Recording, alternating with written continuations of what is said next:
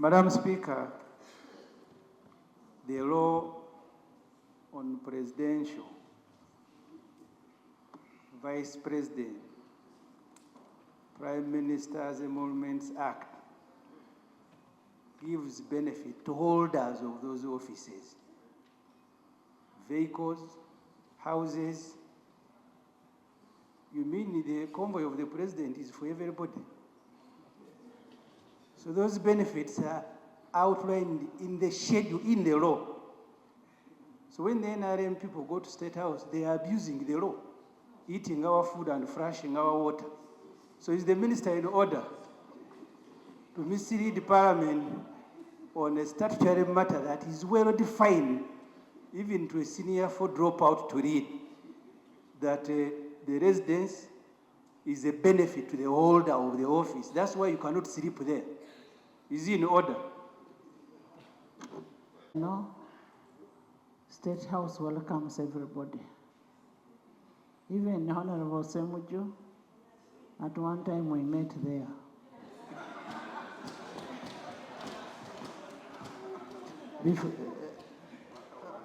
Before he became a politician. Madam Speaker, we have never met in State House with you. You know, those are our inside things. You are responsible for many things, including the record of Parliament. Those At least I have been things. there as a journalist many times to interview President Museveni, but I have never been there with before you. you became a politician. You were there. We didn't meet there. You were in FDC. Me, I was a journalist. But I want us to restrict ourselves Honorable members, to the State issue House of the law. is for everybody. It's for everybody, and I want to welcome all of you to State House for prayer breakfast. And at least one thing, it is on record, he has been there. Yes. So that has been there, and in the spirit of the theme for the day, the power of forgiveness and reconciliation, we truly forgive him. Thank you. For allowing the... Now the parliamentary, Uganda Parliament hosts the national prayers every October. That is the parliamentary fellowship in Parliament, which is headed by Honorable Bahati David. And this year's national breakfast or prayer breakfast is going to be held on 8th October 2025. It will be at Entebbe, State House Entebbe at 7 a.m. The chief guest will be His Excellency President Yoweri Kaguta Museveni. The chief host is the Speaker of Parliament. The keynote speaker will be Bishop Masinde, the senior pastor from the Liberals Church Umoja. And the theme of that day will be the power of forgiveness and reconciliation.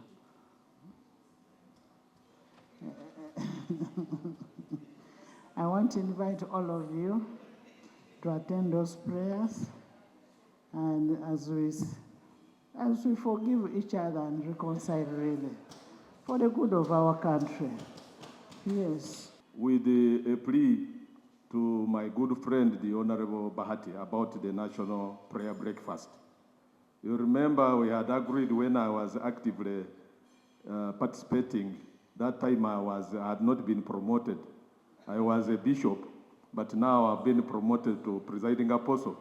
And we had a unanimous agreement that national prayer breakfast should not be held in the State House. It cuts off most of some of the believers who think that the guest of honor, who is none other than the president, is also chairman of a party, and this particular prayer breakfast should not have partisan colors. It should be non-partisan. And I don't know why, after we upheld this proposal, still national prayer breakfast continue to be held in State House. Yes, please. Because Abed Wanika was part of the meeting that agreed on this. Thank you. Right Honorable I'm a member of the Fellowship and the National Prayer Breakfast. I want to agree with Honorable Nambesi. A National Prayer Breakfast, last year we had it in the State House. We can alternate and have the National Prayer Breakfast at Kololo so that everyone will have an opportunity to participate. We want to participate, but there are connotations. We can even have in our gardens here. Yes, yes. So I want to call upon the leadership of the National Prayer Breakfast. The fact that we have baptized it a National Prayer Breakfast, and you have rightly, right honorable, mentioned the wonderful theme that it is forgiveness. So we should have an opportunity for everyone, whether people are in opposition, whether they are in which party. A venue, a location is very, very important. So we want to call upon the leadership to consider our request that this year's National Prayer Breakfast should shift to a place that can attract everyone. The Mayor. Right, Honorable Speaker, thank you so much. Right, Honorable Speaker, we appreciate Parliament for accepting that we upgrade some hospitals. But before we go to that, Right, Honorable Speaker, it is the policy of the government to make sure that every constituency has at least a health center for. This one assists to decongest the hospitals and the referral hospitals. But it is very unfortunate that much as some of us we are celebrating from the other wing, in my constituency, where even UPDF Which was... one? Which constituency now? No, your constituency is still Igara West because I'm still representing them up to the end of May. So, Right Honorable Speaker, it is very unfortunate that in my constituency, government had actually brought contractors on site, the UPDF, whom they've been singing they are so effective, but I'm yet to see because they normally sit here and I've never seen them anyway. But anyway, Right Honorable Speaker, the point I'm bringing, as government is planning to upgrade other hospitals, how about other constituencies without even a single health center for? So my prayer, Right Honorable Speaker, is that this government of ours, are you writing, Honorable Bahati? Okay, this government of ours must pull up stockings, because you can even see the bench, Right Honorable Speaker, is empty, almost empty, to make sure that our views can be taken up. So my prayer is to make sure even constituencies that are not yet accredited with health center force, it is our right. We are seeking your favor, because we have also a connection. You can be also a Muramu, all the way from the other side, to make sure that we also get that favor. I thank you, Right Honorable members, I did not give any favor. It is government responsibility to ensure that it delivers what is expected in terms of service delivery, the hospitals, the schools, the roads, all those things. My work is just to chair this house. When you're making appropriation, I chair when you're making appropriation for the good of this whole country. And I will never tell you that let's appropriate for where I come from first. No. I do not look at where I come from first. Okay? Yes, Ethan? Be briefer. Yes. Yeah, I'll be very brief. Thank you very much, Right Honorable Speaker. Why I threw my full weight behind that loan for refurbishment of Vujiri Hospital is because Vujiri Hospital, Bududa Hospital are among the 22 hospitals that were constructed after independence by the late Dr. Milton Obote. And the concerns... By his government. The concerns that we have of the deplorable state of these hospitals are almost similar. the buildings are dilapidated. And the case of Ududa is even worse because during critical health crisis, during disasters, it is overwhelmed by casualty cases, which are referred to Mbale, and you know, the hospital state, Sore state is conjoined to the state, to the deplorable state of the road. And it becomes very difficult for some of these emergency cases to reach the referral hospital of Mbale. And you know, Buruda Hospital, I must say, this petition that has come from Soroti Hospital and others is a blessing in disguise. So that maybe the House recoils back and plans better for all these dilapidated hospitals. Because Buruda Hospital serves not only Uganda, it has over 5 districts within Uganda, from Namisindwa, Manafas, Ronko, parts of Mbale, but Kenya majorly. At one time, I think 4 years ago, when there was an outbreak of dysentery in the neighboring Kenya, most of those cases were actually brought to Buruda Hospital. And we ended up again having many of our people affected by the same. My prayer, some of the new districts like Kalungu, we have original hospitals under the Catholic Foundation or Church of Uganda. And when you visit Villa Maria Hospital, it has facilities better than Health Center Force. One time I went to Zombo. There's another Catholic hospital there. But there was a policy which was helping these hospitals to run. In Kalungu, where I come from, Villa Maria Hospital works on Sembabule, works on Chiruhura. That is the PHC. Yes, works on Gomba. But we don't have doctors because those hospitals cannot afford paying doctors. And if a policy can be worked on, and the government can post some doctors in these hospitals, even the Honorable Bahati, Minister, that's a very important point. There are some private-owned hospitals, like church-owned hospital. Regarding our health services. This morning, Right Honorable Speaker, I went to Munyonyo to attend the budget conference. In the budget strategy, under human capital development, the health issues is appearing prominently. Unfortunately, Right Honorable Speaker, when it comes to the actual, provision of money for health services, it's always very small. For example, we only were given 33 billion this financial year to cater for the reconstruction of health center 2s, 3s and 4s, which is quite minuscule. What I would like to propose is that the efforts of the Minister of Health, she's always come to the House here to say, why don't we look for funds, some good amount of money, whether it's borrowed funds, so that we deal in a very comprehensive way these health services across the country.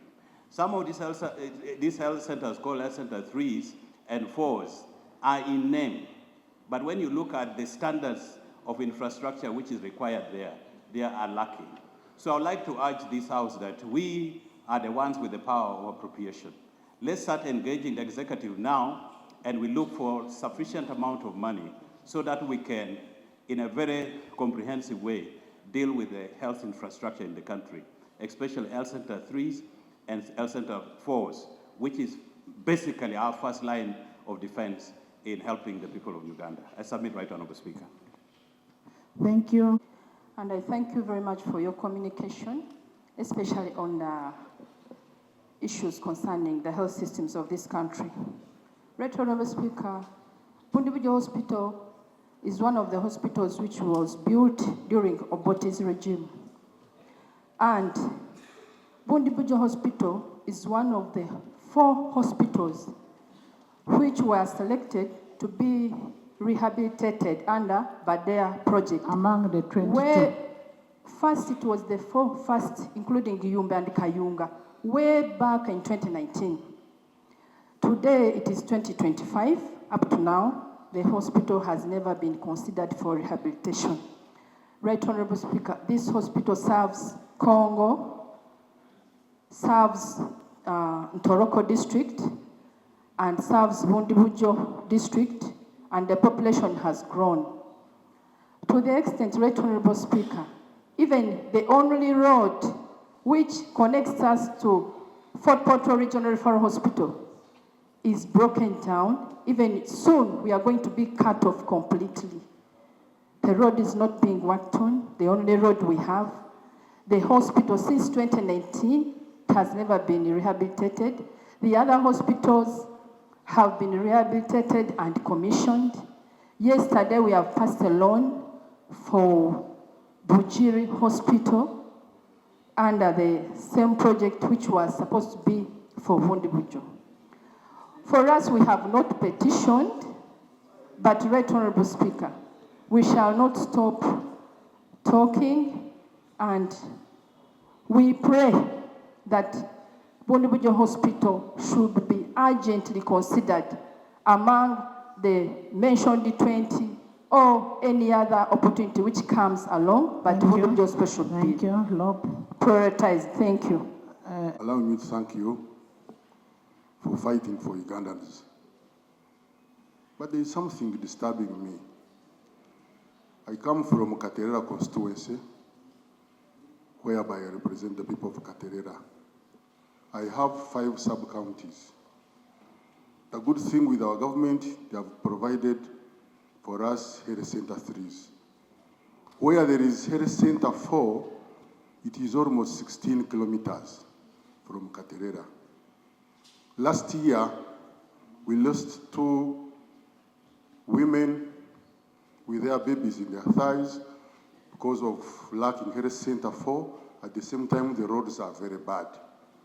So, Right Honorable Speaker, it disturbs my mind, whereby I need your advice. We have given over 20 billion to rehabilitate Bujiri Hospital. I mean, $20 million. $20 million. Whereas in my constituency, I need only about 2 or 1 billion to have health center 4. Kindly, I request our good government, give us priorities. Other constituencies also, they have health center 4. Our people are dying. I thank you very much, Right Honorable Speaker. And Honorable Bahati, as you're speaking, we have a strategic plan, the health sector strategic plan, which ends this financial year. So as government, you may need to come out and tell this country what next, what is in your next plan. So we have noted the concerns of members, and I'm sure that these concerns have come at a very appropriate time when we're actually going to start the budget preparations and where we'll have the budget framework paper.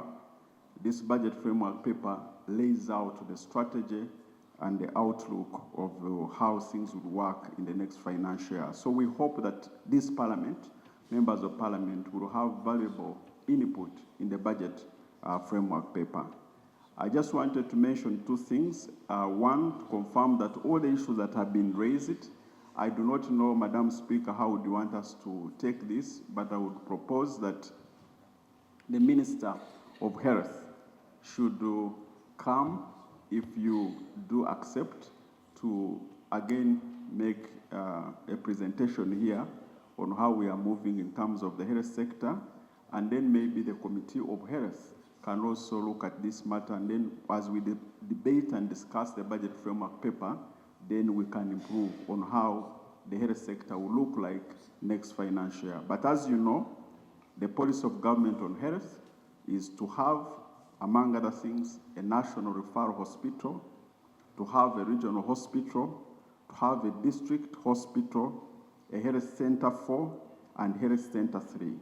Out of this, we are making some good progress. In some districts, actually, we have covered this. For example, district where I come from, Kabale, most of these things are in place. And we have seen benefits of the things that can be done when you have good functional health center 3. I want to tell you that in my own constituency alone, health center 3s help over 600 mothers to produce every month. every month. So this can really make some good progress. But also you made a point, Madam Speaker and other members, one, that there are foundational bodies that have health units. There are even private sector hospitals. I know some of the hospitals that have 200 beds, but they are not supported by government. I know we have PHC, money that comes from government to support these foundational bodies, but it's not enough. So these are some of the things that a Minister of Health will be able to sort out, to talk about when it comes to when you give her an opportunity to make a presentation. But I think it's a good idea that government comes in to work hand in hand with the private sector. I know for sure, like in Nansana, one of my friends has a hospital which has more than 20 beds of dialysis beds, more than what is at Morago or what is at other hospitals. So if we work together with the private sector, we can achieve more. So, Madam